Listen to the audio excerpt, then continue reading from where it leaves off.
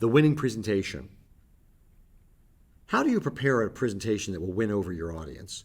Well, the first step is to contemplate the ways in which your audience might resist.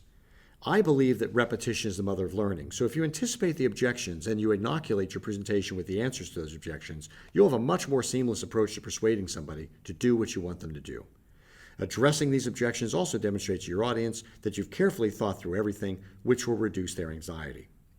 Ultimately, you need to determine the reward that would most resonate with each specific player in the decision-making process of an efficiency deal. If it's a sustainability director, it's the pride of removing thousands of tons of CO2 emissions from the environment.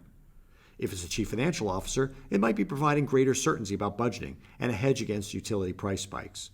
If it's the engineering department, it might be the reward of a phone that doesn't ring as frequently for hot cold calls. At the same time, you might have some purpose-driven CEOs, like the chap who runs Whole Foods, willing to entertain a conversation about how putting refrigeration door seals and LED lights in and doing all sorts of other wonderful things for supermarkets will have a positive impact on the environment. The person who runs Patagonia, similar conversation. Just realize that there are some people who do things just for themselves, some who do things for their organization selflessly, and others who ultimately do selfless things for mankind. It's your job to figure out what you're up against and to prepare a presentation that will preemptively address your audience's objections and cater to their desires.